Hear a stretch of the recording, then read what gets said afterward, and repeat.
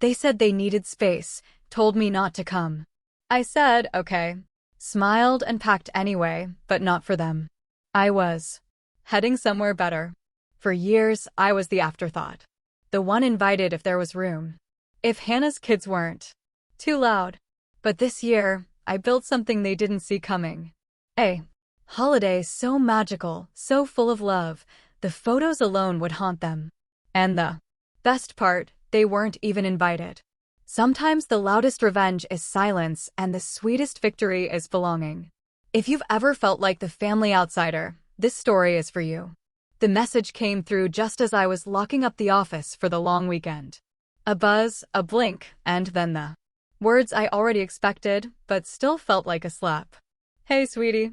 Your dad and I are thinking of keeping things quiet this Thanksgiving.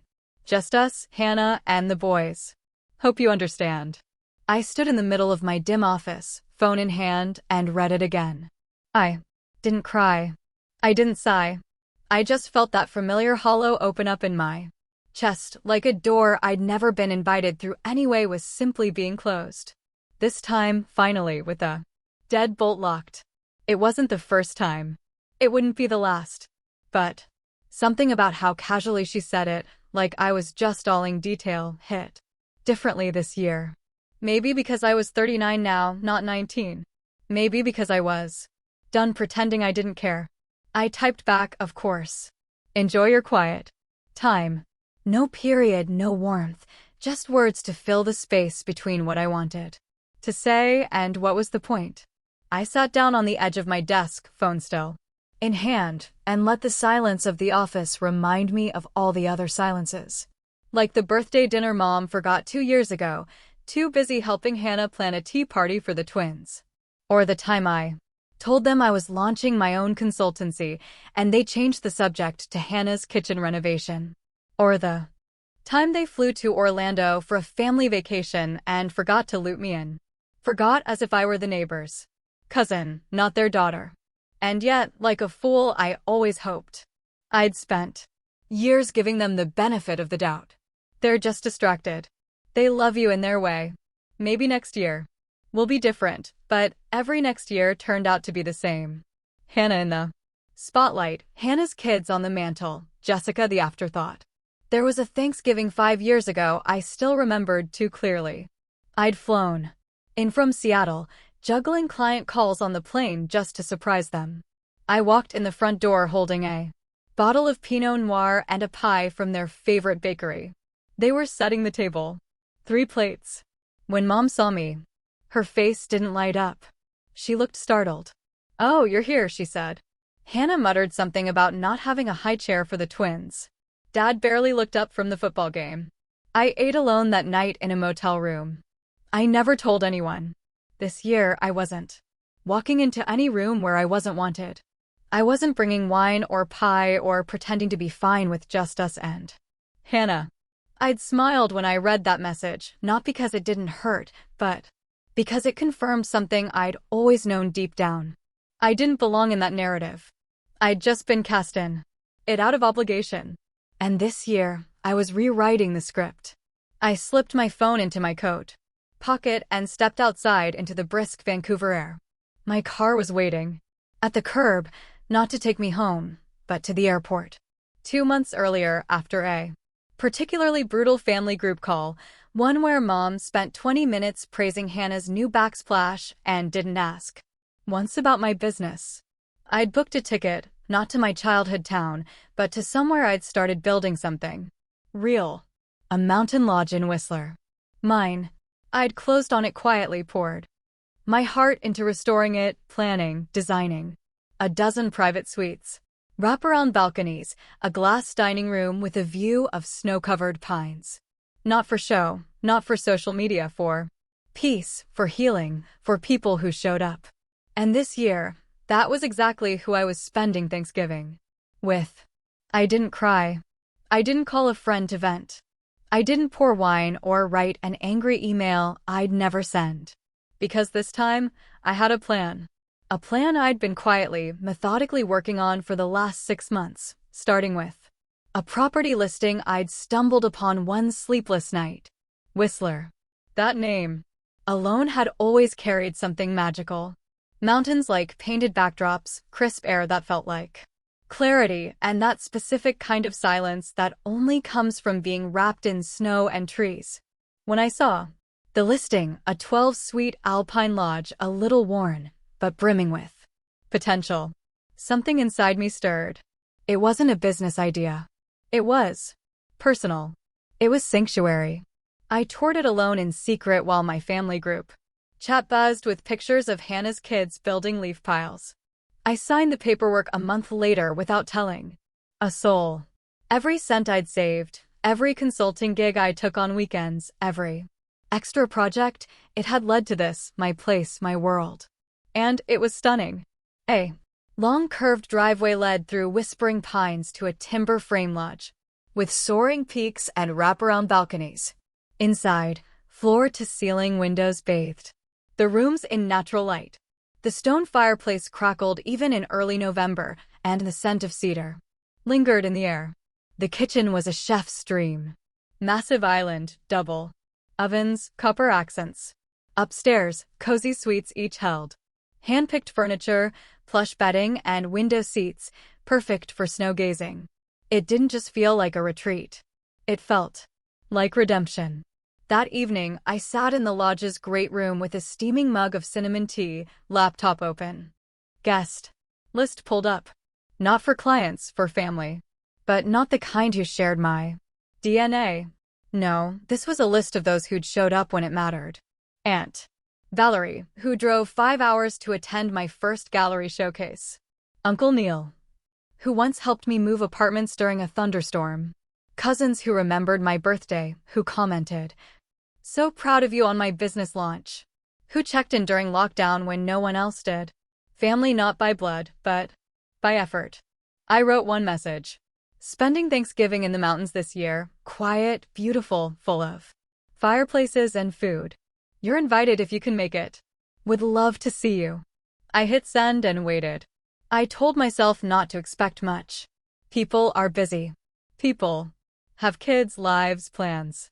But the replies came almost immediately. Aunt Valerie. Booked. I've been craving mountain air. Bless you, Jess. Uncle Neil just looked up. Whistler. Wow. Count me in. Cousin Ella. Tears.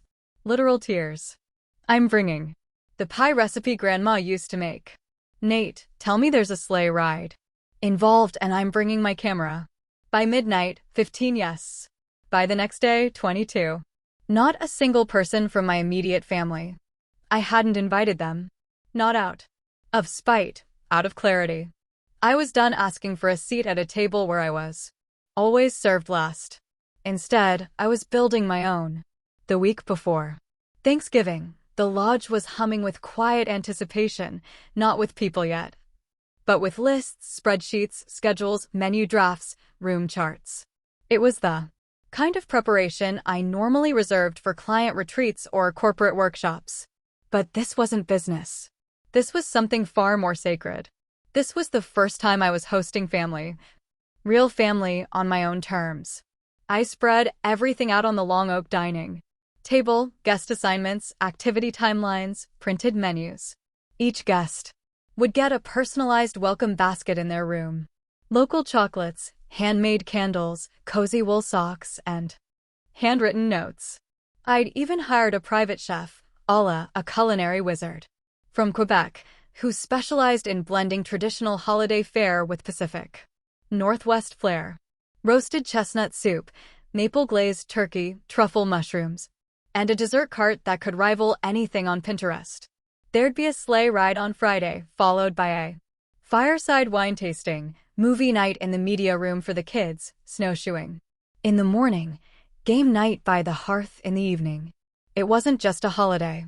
It was an offering, a curated experience of love, warmth, and remembrance. I'd never gone this far for anyone before, because no one had ever gone this far for me. The memory hit without warning as I folded flannel throws at the end of each bed. Last year, around the same time, I'd called home, nervous, hopeful, rehearsing how to ask. I hadn't been home for Thanksgiving in 2 years. Work, life, time zones. It was easy to stay away. But last year, something inside me wanted to try again. "Hi, Mom," I'd said. "I was thinking I might come down for Thanksgiving. I'll keep it low-key. Help with dishes or cook if you need." There'd been a pause. Then her voice, careful and clipped. "Oh, Jess, I just think this year we need quiet. Hannah's boys are already a handful, and your dad gets overwhelmed. It's nothing personal. Nothing personal. But it always was. They always made room for Hannah's chaos, her twins' tantrums, her husband's football obsession. But my quiet presence was somehow too much." I'd ended that call with a soft, "Sure, I understand," and spent the next 3 days working through the holiday with a frozen Trader Joe's dinner and reruns of home improvement shows. That pain, that precise ache became the foundation of this lodge. Every beam, every pillow, every Mores kit in the pantry was a refusal to let that feeling win again. This year, I wasn't waiting to be included. I was including myself on my own terms. Outside, snow had started falling, lightly, frosting the pine branches like powdered sugar. I stepped onto the balcony, inhaled the clean air, and felt the quiet settle into my bones. Not the kind of quiet that comes from exclusion, but the kind that heals. I checked my phone, a few texts from guests confirming their travel times, a photo from Aunt Valerie, her suitcase, a bottle of wine, and the caption "On the road." And then a missed call from Mom. I stared at it, just one ring, then a hang-up. No voicemail, no follow-up. I turned the phone over on the table and went back to folding the napkins. This time, the silence didn't sting. It just made the music of everything I was building sound that much sweeter. 3 days before Thanksgiving, I got a message. That made me pause mid-fold while organizing a stack of extra throw blankets. It was from Lucas, my cousin. On Dad's side, the one who always RSVP'd maybe to family events and usually meant no. His original response had been polite but vague. "Thanks for the invite, Jess. But we might just keep it low-key this year." But now his new message read, "Wait, you own the lodge. The photos are insane. I thought this was some Airbnb deal. We're coming. Save us a room." I chuckled, surprised, more than flattered. Lucas had never shown much interest in my life beyond surface-level holiday greetings. But now something had shifted. Maybe it was pride, maybe curiosity, or maybe, just maybe, it was finally respect. Still, I couldn't help the flicker of cynicism that followed. Were they coming for me or for the view? I tried to shake the thought as I moved through the lodge, clipboard in hand, checking off final details. Alan texted to confirm the deliveries for Thursday morning. The activity coordinator called to confirm the sleighs and snowshoes. The fireplace in the media room was repaired, and the hot cocoa bar was stocked to the brim. Everything was perfect, or at least it would look that way. I paused in the foyer, gazing at the long pine table, now set with name cards, dried florals, and beeswax candles. I'd made sure no 2 rooms were the same, that every detail whispered intention. Still, deep in my chest, something old stirred. Doubt. Not the kind that screamed, but the kind that lurked in quiet places. Would they see this and feel loved? Or just impressed? My phone buzzed again. Mom. This time a full call. I let it ring twice then. Picked up. "Hi, Mom." "Hi, sweetheart," she said, her tone overly cheery. I was just thinking, since we're all home anyway, maybe you could FaceTime in during dinner. The boys would love to say hi. We could even go around and share what we're thankful for. I looked out the window. Snowflakes had started to fall. Again, slow and soft, blanketing the world in white. "That's kind of you," I said, voice calm. "But I'll be a little busy." Oh, a beat of confusion. With what exactly? I smiled faintly. "Hosting?" Silence. "You're hosting?" she echoed as if the concept didn't quite compute. "Yes, I've got a full house, actually." "Well," she said after a pause, "just know we're thinking of you." I thanked her and ended the call before she could ask more questions.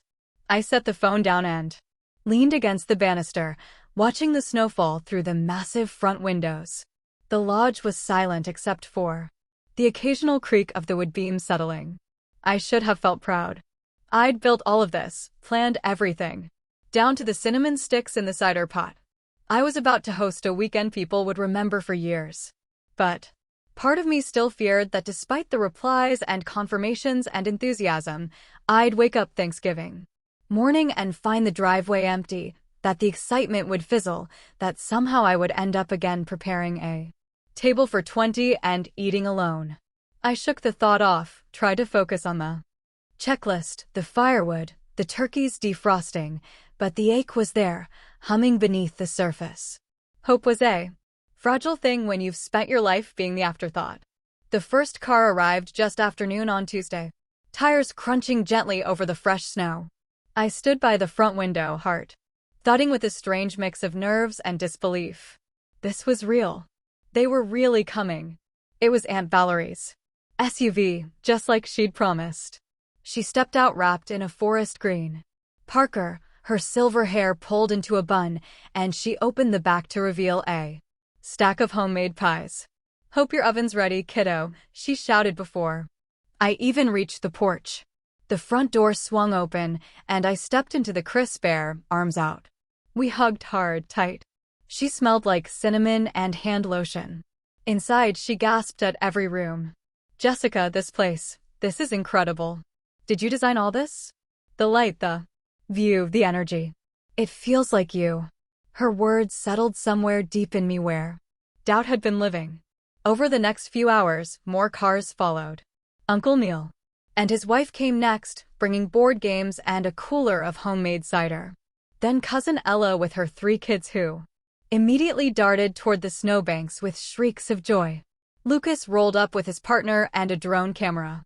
Even shy cousin Renee showed up with her fiancé, both wide-eyed and grinning. Each arrival was its own tiny celebration. Doors opening, arms wrapping, laughter echoing into the lodge's high ceilings. Boots were kicked off, coats hung, rooms explored. There were squeals from children discovering bunk beds and hot cocoa mix and low murmurs of appreciation from adults taking in the mountain view. I watched it all unfold. From a quiet corner near the fireplace, mug in hand, I smiled and nodded, made polite conversation, but mostly I observed because even as the house filled with warmth and noise and the unmistakable smell of apple pie, part of me still didn't believe it.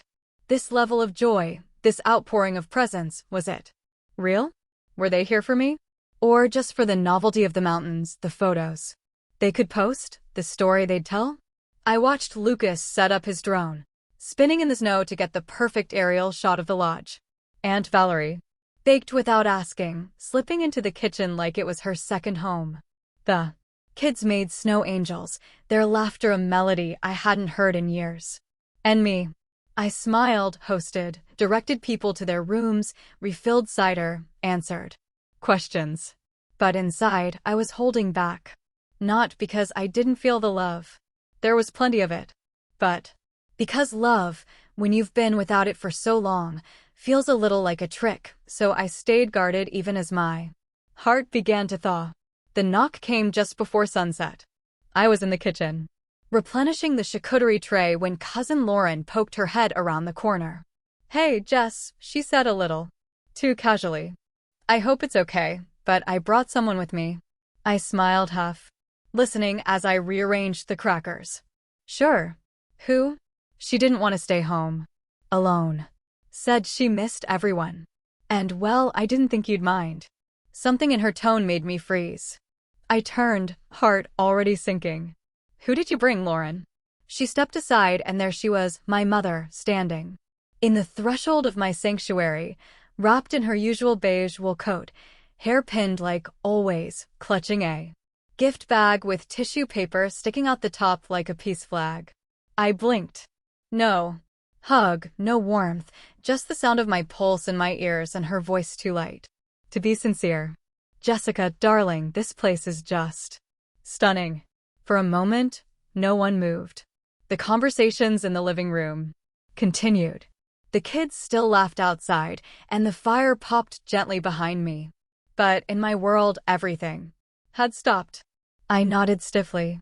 Mom, I didn't know you were coming. I didn't want to make a fuss, she said.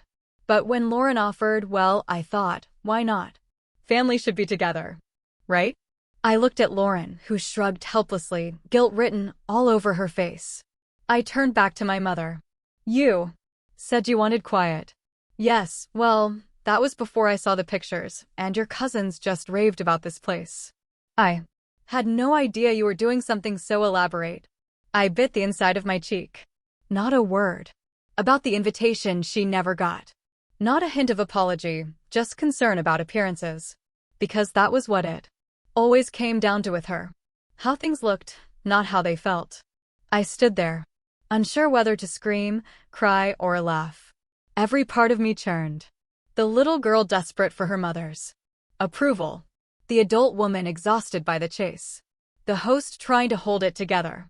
I didn't plan for you, I said. Softly. I don't need much, she replied. Just a blanket and maybe a glass of wine. I won't get in the way. That wasn't the point, and we both knew it. Behind her, the sun dipped lower, casting golden light across the wooden floor. I glanced toward the great room, where real family was gathering, exchanging stories and making memories. And here was the woman who had taught me to measure love in crumbs. I closed my eyes. No, I thought not this time. You can stay, I said finally. But I'm not doing this dance. If you're here, it's as a guest. Not as the center of attention, not as the one I tiptoe around. If that's not comfortable for you're free to leave. Her eyes flickered. For the first time, I saw something crack in her face. Not regret. Not sadness, but surprise, like she'd never considered I might set the rules. I see, she said slowly. I didn't reply. I turned back to the tray, lifting the knife, slicing through the cheddar. That was the end of the conversation because that was the moment I chose peace over permission. Thanksgiving morning arrived, draped in white. Snow blanketed the trees' rooftops, even the tips of the firewood, stacked neatly on the porch. The world outside looked like a postcard come to life, soft, serene, untouched. Inside, the lodge was already buzzing. I woke to the sound of laughter echoing down the hall and the faint clatter of pans in the kitchen. Slipping into a thick robe, I stepped out of my room to find Cousin Ella and Aunt Valerie, already elbow-deep in flour, preparing cinnamon rolls. Uncle Neil was setting up a coffee station with such precision. It could have been a barista bar. And the twins were sliding around in wool socks, giggling like mad. Morning, Chef. Ella grinned, flour on her cheek. I chuckled. I thought I was hosting, not being replaced. Please, Aunt Valerie said. You gave us the stage. We're just filling it with carbs. There was a kind of harmony in the chaos. Someone put on jazz. Someone else lit a fire. Cousin Nate came down in pajamas holding a drone and a cinnamon bun while his girlfriend rearranged napkin rings into tiny leaf sculptures. I moved quietly through it all, checking on rooms, fluffing pillows, setting chairs around the long pine table. The snow outside cast everything in a blue-white glow, and the windows steamed with warmth from inside. Just before noon, the photographer arrived. His name was Marco. Young, bearded, with the gentle air of someone who noticed everything. He carried 2 cameras and a soft smile. Is this real? He asked as he stepped in. Because it already feels like a memory. He wasted no time moving like a whisper between rooms, capturing the unposed moments. Aunt Valerie sipping cocoa while frosting cupcakes, the twins trying to sneak marshmallows, Nate helping Grandpa adjust his scarf outside. Every click of the shutter felt like confirmation. I wasn't dreaming this. We'd prepared a long harvest table in the sunroom, strung with soft golden lights and decorated with dried oranges, pine cones, and hand-labeled place cards, plates stacked, candles lit, steam curling from serving dishes. And for the first time in a very long time, I didn't feel like a guest in my own life. I wasn't being tolerated. I was being celebrated. As I stood near the center of the room, watching it all unfold, laughing, Cousins, chatting aunts, wine being poured, children racing around corners. I felt something unrecognizable swelling in my chest. Not pride, not relief, belonging. I belonged here. Not in the way I had to earn or beg for, but in the way you just do, by showing up, by being, by giving your best, and being seen for it. Marco caught me watching, camera in hand. He lifted it gently, then lowered it. "Don't worry," he said. "I already got that shot." "What shot?" "The one where you realized they came for you." As the guests began to gather at the long harvest table, my phone buzzed from the counter. I glanced over, wiping my hands on a dish towel before picking it up. A message from Hannah. "Mama's crying. She feels left out. Why won't you talk to her?" I stared at the screen. Not angry, not even surprised, just tired. There it was again, the assumption that I would make space, bridge the gap, smooth the awkward edges for their comfort, that I'd drop everything to comfort the woman who had spent years making me feel like I barely existed. I locked the phone and slid it into the drawer without replying. Across the room, my mother was seated beside Cousin Renee, sipping mulled wine and watching the conversations buzz around her. She looked diminished, not sad, not angry, just unsure, as if the world had shifted and no one had told her the new rules. She tried to chime in a few times, commenting on the wine, asking about a recipe, but her voice barely registered over the laughter and chatter of everyone else. She wasn't excluded. She simply wasn't centered, and for once she didn't know how to navigate that. I watched her from a distance as I passed out extra napkins and helped arrange dishes, not to be cruel, but because I was done sacrificing my peace to manage her perception. Near the fireplace, Uncle Leo leaned toward her during a lull in the noise. His voice wasn't quiet, though he probably meant it to be. "Catherine," he said, "I have to ask, why haven't you ever talked about Jessica like this before? I didn't even know she owned this place. Why have you never said anything about her business, her achievements?" The table fell momentarily still. Forks paused. A log popped in the fire. My mother blinked. For once, there was no rehearsed answer, no smile, no tidy deflection. She just looked at her wine and said nothing. I was at the buffet table stacking more plates, and I heard every word, but I didn't flinch. I didn't freeze. I didn't hurt. I smiled. Not because she was finally being held accountable, but because I wasn't the one chasing that moment anymore. I didn't need her validation. I didn't crave her applause. I had built a world where love showed up without needing to be begged for. Outside, snow had begun to fall again, thick and soft and steady. Inside, glasses clinked. Stories flowed, and somewhere in the center of it all, I realized something profound. It wasn't about being seen by her anymore. It was about being seen at all. And today I was. The morning after Thanksgiving, the lodge was bathed in soft light. Snow still blanketed the pines, but the skies had cleared, casting a warm golden hue over the landscape. Inside the house slowly came to life with the smell of maple scone and fresh coffee. I padded barefoot into the great room, still wrapped in my knit cardigan, and saw that Marco, our photographer, had already uploaded a preview album to the shared drive overnight. I clicked through the images, breath catching a little more with each frame. The table glowing under string lights. Aunt Valerie mid-laugh, flower on her cheek. The twins bundled in scarves mid-snowball fight. Nate clinking glasses with Uncle Neil. The sleigh under a twilight sky. The fire pit casting golden halos. My mother quietly sipping wine in the background. Small, unobtrusive, present. But faded. But the shot that stole my breath was one I hadn't seen taken. Me. Standing in the sunroom, arms crossed loosely, a faint smile on my lips as I watched everyone around me, framed in light, calm, whole. Marco had captioned the folder, Thanksgiving like never before. By 10 a.m., the photos were everywhere. Marco posted a few on his business account, tagging the location. Cousin Ella shared a carousel titled Family Food and Frosty Magic. All thanks to Jessica. Aunt Valerie posted a full album with the caption, "A weekend of love, laughter, and new traditions. Jess, you outdid yourself."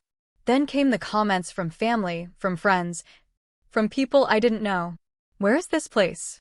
This looks like a movie set. Catherine and Robert must be so proud." Wait, why weren't Catherine and Robert there? That last one came up more than once. At first, just a whisper, then louder. A former neighbor of my parents commented on Ella's post. "Didn't realize they'd skipped Thanksgiving. Everything okay?" One of Mom's church friends replied to Aunt Valerie's album. "Looks amazing. Catherine must be devastated she missed it." I didn't reply to any of them. I didn't need to, because by noon, the silence from my parents' corner of the internet had become deafening. They hadn't posted a thing. No photos, no family updates, just one cryptic repost. From Mom's Pinterest. Something about quiet holidays being the most meaningful, but no one was buying it. Cousin Lauren texted me privately. "Mom says people keep asking why Grandma Catherine wasn't in more pics. She doesn't know what to say." I set my phone down, picked up a cup of cider, and stepped out onto the balcony. The air was crisp, the snow beginning to melt in places, revealing dark wood and stone beneath. I sipped slowly, watching Nate fly his drone over the trees, and thought, not with cruelty, but with clarity, that this was never about revenge. It was about truth. And now it was out there. The phone call came just after sunset. I was in the lodge library, curled on the leather couch with a fleece blanket and a half-read book when the screen lit up with her name. "Mom." I stared at it for a long moment before answering. "Jessica," she said before I could speak. Her voice was tight, high-rung. "Do you know what's happening online?" I didn't answer. "Deborah called me," she continued, and I instantly recognized the name. Her best friend from church, the kind of woman who wore matching brooches and always knew everyone's business. She said, and I quote, "Catherine, did you really exclude your own daughter from Thanksgiving? That's what people are saying. It's all over Facebook." Her voice cracked, but not from guilt, from embarrassment. I kept silent. She said she saw the pictures, the comments. "Jessica, people are asking questions. They think we're horrible parents." I let the pause stretch. "Then are they wrong?" "Excuse me?" Her voice sharpened. "This is your fault. You're the one who posted all this without warning us. You didn't even tell us you bought a lodge. You made it look like we abandoned you." I didn't make it look like anything. I replied calmly. "I just told the truth. You made us look cruel, vindictive. You told me not to come. That's not what I meant. You always twist things, Jessica. Always." I sat up straighter. "No, Mom. This time I didn't twist anything. I didn't even say anything. I let the photos speak. And if people are seeing something in them, maybe it's because it was always there." She was quiet on the other end, breathing unevenly. "You could have told us," she muttered. "We would have come." "No, you wouldn't have," I said. "And even if you did, it wouldn't have been about me. It would have been about saving face." "You're being dramatic." "No," I said, voice steady. "I'm being honest." For the first time in years, silence again. Then her voice dropped into a whisper. "I just didn't know it would look this bad. That was it. That was her pain. Not the exclusion, not the distance, just the optics." I nodded to myself even though she couldn't see me. "I'm done. Mom," I said softly, "I'm done trying to fit into a role you never wrote for me. I'm not the spare. I'm not the background, and I'm not interested in being your secret anymore." I heard her breath catch. And for a second, I thought she might finally say what I'd wanted to hear for decades. But it didn't come. So I ended the call, not in anger, in peace. Because that was the moment I stopped waiting for her to change the story and started writing my own. The final night of the gathering settled in like a warm blanket. The fire pit crackled at the center of the lodge's outdoor terrace, casting soft flickers of amber light on the circle of chairs pulled close together. Above us the sky stretched dark and clear, scattered with stars. The snow beneath our boots crunched gently as people adjusted their seats, pulled blankets tighter, passed mugs of mulled wine. No one was in a rush. The feast was done. The games had been played. The memories were already being made permanent in photo albums and inside jokes. But this moment, quiet, slow, unforced, felt different. It felt sacred. I sat between Aunt Valerie and Cousin Nate, hands wrapped around a ceramic mug, flame reflecting in the dark of my tea. Across the circle, the kids had finally dozed off in sleeping bags, their cheeks still rosy from snowball fights. Conversations dwindled into silence, not awkward, but expectant. And then Uncle Neil spoke. I just want to say, he began, clearing his throat. This has been the best Thanksgiving I've had in I don't know how long. Not just the food or the setting, though both have been ridiculous, he grinned, but the feeling, the honesty. There were quiet nods. Jess, he continued, turning to me. What you built here, it's not just a lodge. It's a refuge from noise, from pretense, from old patterns. The words struck deep but gently. Then Lucas leaned forward, elbows on knees. His voice was lower, more tentative. I think some of us, we always assumed you were the strong one. The one who didn't need the same things we did. He glanced down at his mug then. Back up. But now I see that was wrong. You've been strong, yes, but not because you didn't feel, because you felt everything and still kept showing up. Something inside me quivered, but didn't break. No tears came. Not this time. But my eyes met his and I knew he saw it. That shimmer of truth. That quiet scream. Finally given space to breathe. Aunt Valerie reached over and squeezed my hand. You made a home, Jessica. Not just a place. A home. I nodded, lips pressed together. I wanted to say something. Thank you, maybe. Or I'm glad. But no words came. They weren't needed. The fire popped. Sparks trailing upward like a punctuation mark on something unspoken but understood. And in that silence I sat tall, not invisible, not forgotten, seen. Finally fully seen. It was almost midnight when my phone buzzed again. Most of the guests had gone to bed, their laughter still lingering in the hallways like a warm echo. I was in the kitchen rinsing mugs. When I glanced at the screen, Hannah. I stared for a beat before answering. Hey, she said softly. I hope I'm not waking you. I'm up. I replied, voice neutral. A pause. Then I wanted to say, I'm sorry I didn't speak for the way things have been. For letting Mom steer everything. For assuming you'd be fine with whatever crumbs were left. Another pause. I saw the photos, she added, voice cracking just slightly. And I realized we've all underestimated you. Not just what you've done, but who you are. Still, I waited. She sighed. We were thinking maybe this Christmas we could all go to Tahoe. The kids love the snow and we could get a big cabin. Just the family, you know, a reset. I let her words settle in the space between us. Soft, careful, rehearsed. Then I replied, calm and certain. You all go ahead. I already have plans. Oh, she said, surprise blooming. What kind of plans? I stepped to the window. Looking out over the snowy ridge, stars reflecting off the frost-glazed trees. I bought a chalet, I said. In Switzerland last spring. Silence on her end. I've invited the same family that came here, I continued. We're spending Christmas together in the Alps. More silence. Then, wow, I didn't know you were capable of something like that, I finished gently. No, she said quickly.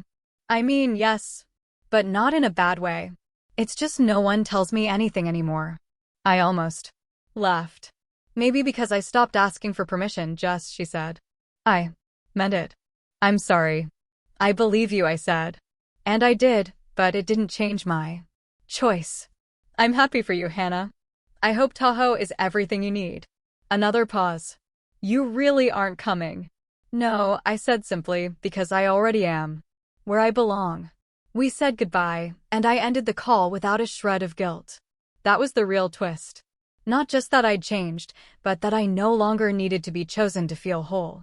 I had chosen myself. I had built something from the empty space they'd left behind, and now it was full of laughter, of loyalty, of love. By Monday morning, the lodge was quiet again. The laughter had faded into echoes. The guest rooms, once filled with the scent of cocoa and cinnamon, and the shuffle of socked feet, now stood still and clean. The fire was out, the kitchen spotless. Outside, the snow had begun to fall again, soft and steady, layering over the footprints and sled tracks like a fresh page. I stood on the balcony wrapped in a thick wool shawl, a mug of tea warming my hands as I looked out at the pine-covered hills.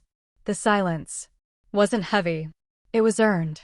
For a long time, I just stood there breathing, listening, remembering. Mom's voice sharp and dismissive. It's just easier when it's just us and Hannah. The way she'd once told me to keep things simple when I offered to cook for Christmas. The way she'd texted, "Hope you understand," instead of, "We miss you." Each one a tiny paper cut. Each one layered over the next until I had forgotten what unheard skin felt like. But now, standing here, they felt like echoes in another life. They didn't sting anymore. They didn't define me. They were just things that happened, not who I was. I took a sip of tea and pulled my phone from my pocket. One last scroll through the Thanksgiving album Marco had sent. One last look. The final photo took my breath. I was sitting at the head of the table, midlife, turned toward Aunt Valerie, a half-empty wine glass in hand. The golden light bathed the scene, and every face around me was aglow with joy. But it was mine that held the truth. A smile not posed, not polite, not for the camera. A real one, open, bright, mine. I stared at it for a while, not to admire it, to remember it, to remind myself that this version of me, this was who I truly was. When I stopped chasing crumbs and started planting roots, the snow fell heavier now, thick flakes blurring the trees beyond the ridge. I stood on the balcony a while longer, letting the chills settle around me, letting it remind me I was still here. Still steady, still whole. Then my phone buzzed. A message from Mom. "Can we talk?" Just that. For words, no punctuation, no context, but I could hear her voice in them. Hesitant, careful, trying. I stared at the screen, not angry, not anxious, just aware, because I knew this moment would come. Not because she missed me, but because silence makes people uncomfortable, especially those used to being centered. I hovered over the message, thumb lingering above the reply box. Then I didn't reply. I left it on read. I watched the scene mark appear, then quietly turned off the screen and slid the phone into my coat pocket. No drama. No closure speech, just enough. Because I didn't need another conversation to validate my choices. I'd had the only conversation that mattered already with myself. Inside, I walked back through the lodge. The space felt different now, but not empty. Every surface held the memory of what we'd built here. Laughter, resilience, warmth. Every room had absorbed the sound of chosen family.